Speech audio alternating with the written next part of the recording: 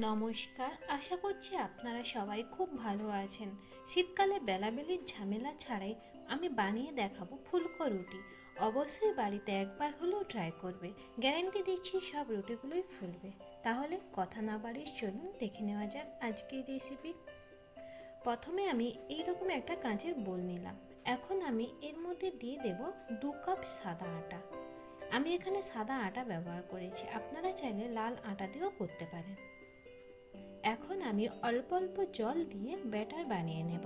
আমি নর্মাল জল নিয়েছি, কোনো রকম গরম জল ব্যবহার করবেন না।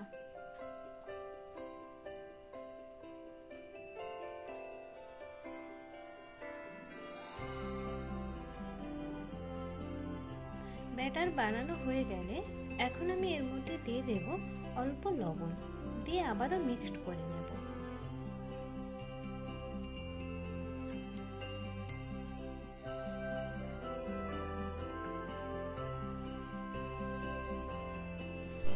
কড়াইতে হালকা তেল ব্রাশ করে নিলাম। দরকার হলে টিস্যু দিয়ে অতিরিক্ত তেল মুছে নেবেন।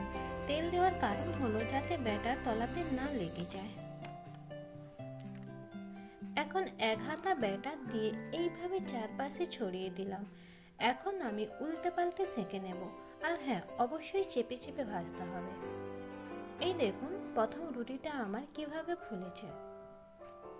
এবার আমি প্লেটে তুলে নিলাম। এইরকম ভাবে সব রুটিগুলো আমি ভেজে নেব। তাহলে কত সহজেই বেলাবেলি ঝামেলা ছাড়াই ফুলকো রুটি বানিয়ে নিলাম। এই রুটিগুলি সারাদিন নরম থাকবে। অনেক সময় রুটি শক্ত হয়ে যায়, কিন্তু এইভাবে রুটি বানালে সারাদিন নরম থাকবে। রেসিপি যদি ভালো লাগে অবশ্যই কমেন্ট করে যাবেন। ধন্যবাদ।